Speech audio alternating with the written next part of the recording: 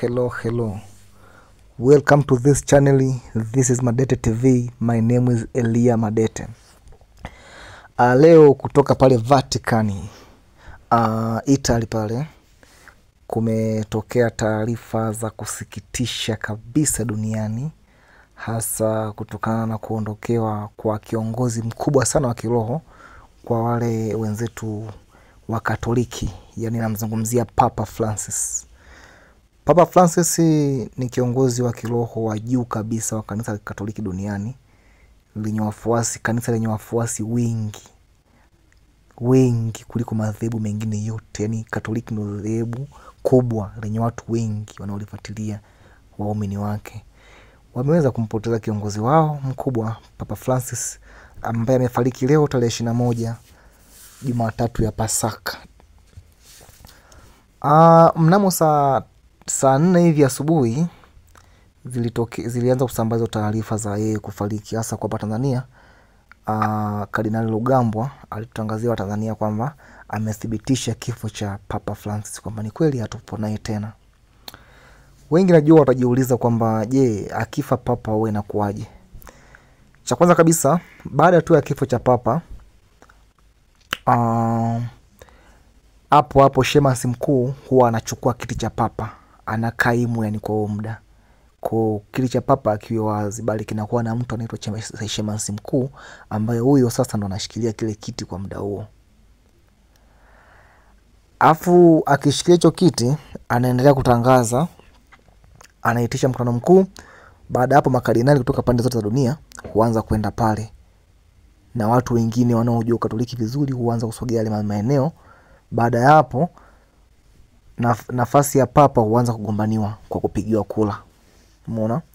Kwa wale makardinali wenye sifa stahiki za kuwa Papa, huaga wanatuma maombi yao pale ili waweze kujiandikisha, wapigiwe kula na wale members.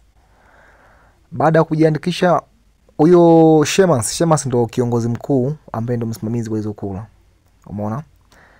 Kwa hiyo wakipiga zile kula, baada ya makardinali kupeleka kujiandikisha na kukubaliwa kupiga kula,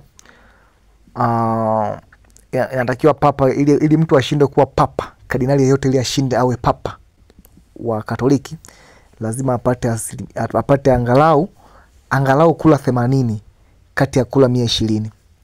Angalau yani awe na kula 80 kati ya kula 120. Hapo ndo anakuwa ameshinda. So ni zoezi ambalo ni endelevu, wala linafanyika, na kipindi cha uchaguzi kama huu huwa hairuhusiwi kardinali kuwa nje ya Vatican. Kwa wote wanakuwa ndani, hata kama itachukua miezi kadhaa mbele, lakini hairuhusiwi mtu yeyote kutoka nje. Makardinali wote wanafungiwa ndani, wanakuwa mle ndani. Umeona? Na ikitokea kula zimepigwa alafu hajapatikana mtu, kwa watarudia kwa siku, wenza kapia kula hata 300, watarudia yani mpaka Papa apatikane. Umeona? Papa asipopatikana, waga wanachukua zile kula ambazo zimepatikana pale, wanazimix na kemikali fulani, afu then wanazichoma moto.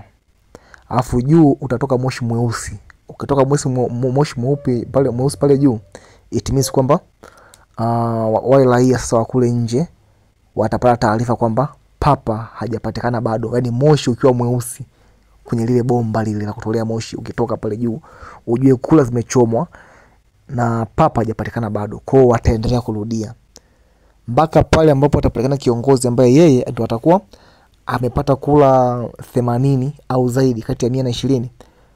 Hapo ndipo kula zitakusanya zote, afu zitachangana na kemikali, then watazipiga kiberiti, afu pale juu moshi sasa utatoka moshi mweupe.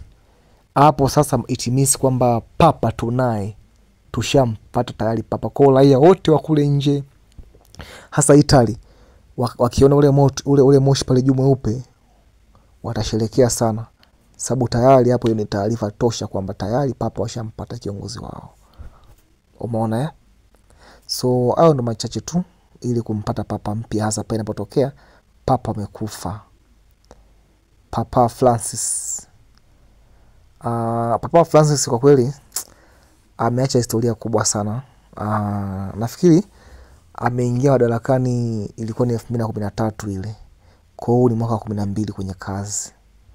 Lakini hatimaye leo ameweza kutuacha. Kwa kweli sisi kama Madete TV tunatuma salamu za rambirambi ziweze kumfikia huko aliko, hasa kwa Wakatoliki wote duniani, hasa wa Tanzania. Tuungane nao katika msimu huu ambao ni mgumu, msimu huu wa majonzi. Asante sana ndugu zangu, karibuni sana hapa Madete TV channel.